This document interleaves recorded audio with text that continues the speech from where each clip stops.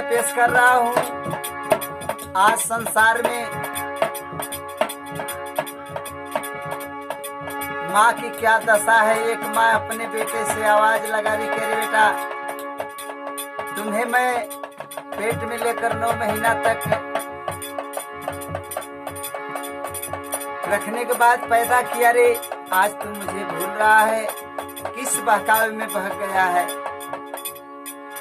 माँ की ममता आप लोग के बीच में पेश कर रहा हूँ। अगर बढ़िया लगे तो जो लोग चैनल को सब्सक्राइब नहीं किए हैं कर लेंगे और वीडियो को लाइक शेयर जरूर करिएगा। माँ पूछ रही है का, अरे जवने हो मतरिया से अरे खइले गला हो जनमवा के भोला लगायल कैला, अरे लगला हो जनमवा के भोला लगायल कैला, अरे देखला हो सने बिया बिसार भोला लगायल कैला, देखला हो सने बिया बिसार भोला लगायल कैला। जवने हो मतरिया से लगला हो जनमवा के भोला लगायल कैला, लगला हो जनमवा के भोला लगायल कैला, देखला हो सने बिया बिसार भोला लगायल कैला, देखला हो सने बिया बिसार भोला लगायल कैला।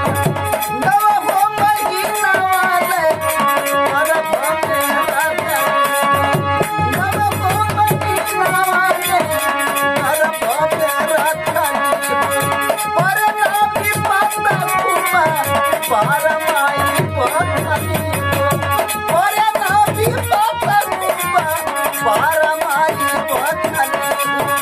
सच के लुगारिया से, सच के लुगारिया से ढकली सरिया हे भोला लगायल कैला, ढकली सरिया हे भोला लगायल कैला, देखला हो सने बिया बिसार हे भोला लगायल कैला, देखला हो सने बिया बिसार हे भोला लगायल कैला। अरे बेटा वो दिन के भूल गेला जोने समय फटही लुगरी से तोरे तन के धाक के तोके ए जो कैली